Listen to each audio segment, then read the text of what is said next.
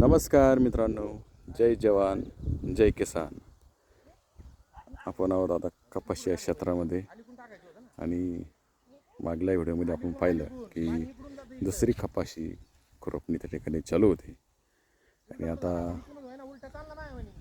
दुसरा डोस खताचा त्या ठिकाणी टाकण्यास सुरुवात झालेली आहे. पाहू शकता आपण अशा पद्धतीने एकत्र त्या ठिकाणी केलेलं आहे. पाऊस सध्या थांबलेला आहे, परंतु आज आहे 11 ऑगस्ट आणि 13, 14, 15पासून पाऊस परत सांगितलेला आहे.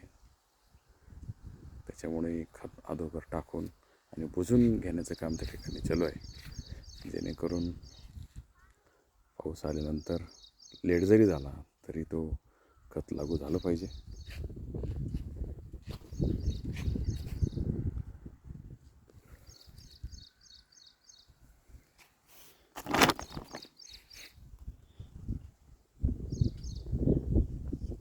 प्रकारचे आहेत.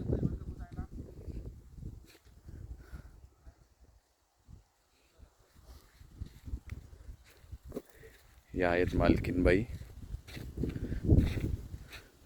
खत बुजायचं काम चालू आहे. हो मालकीनबाई, इकडं पहा. वर्षाबाई आणि कपाशी खूप छान पद्धतीने आलेली आहे. तिकडे आहेत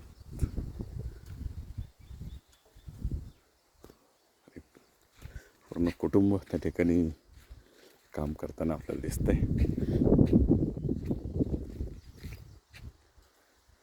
खुरपणी एकदम छान पद्धतीने झाली आणि आपण निसर्ग पाहू शकतो, खूप छान त्या ठिकाणी झालेला आहे. आणि शेतामधनं एकदा आल्यानंतर जाऊशी वाटत नाही घरी. खूप रानातच खूप मन रमतं.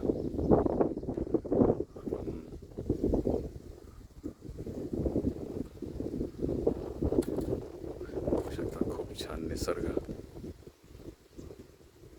आणि त्या लांबवर आपण पाहू शकता गोरक्षनाथाचा गड आहे. सह्याद्रीची पर्वतरांग आपण ज्याला म्हणतो.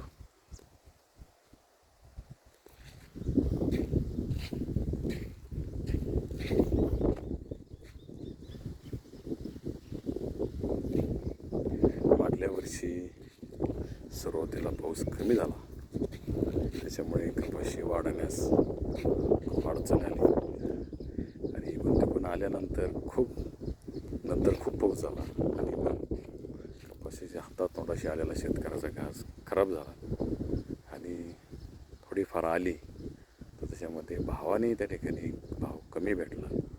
खूप शेतकऱ्याचं नुकसान त्या ठिकाणी झालं आणि आता ह्या वर्षी पाऊस आहे थोडाफार प्रमाणामध्ये, टाईमवर जादा नाही आहे परंतु थोडाफार प्रमाणात येतोय. आणि ह्याही वर्षी शेतकरी राजाला चांगला मोबदला त्या ठिकाणी मिळावा अशी परमेश्वराची प्रार्थना. खूप छान पद्धतीने कपाशी पाहू शकता लाईन.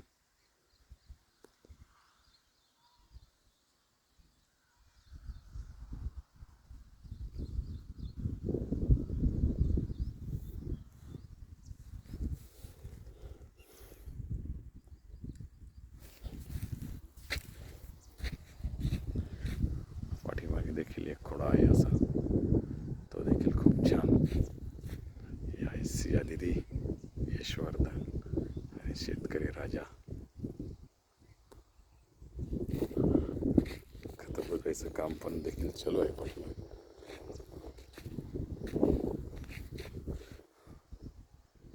मालकीनबाई कमून उभा राहिल्या, बुजवा ना. दमल्या.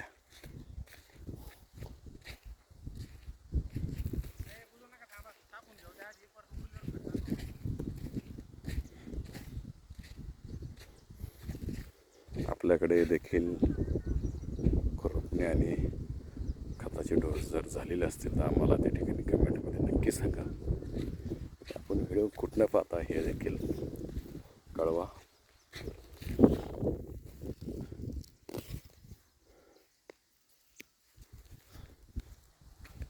थोडं बुजवा.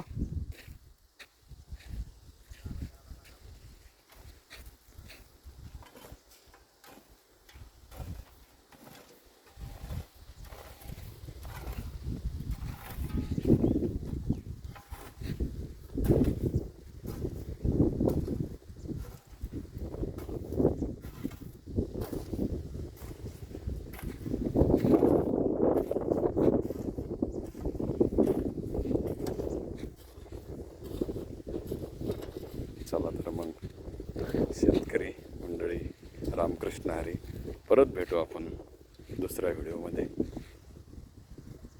तोपर्यंत आपण आता शेतीचे उद्योग आवरून घेऊ.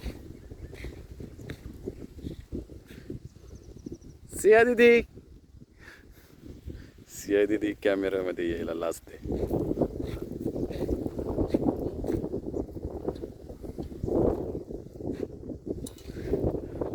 चला तर मग रामकृष्ण हरी.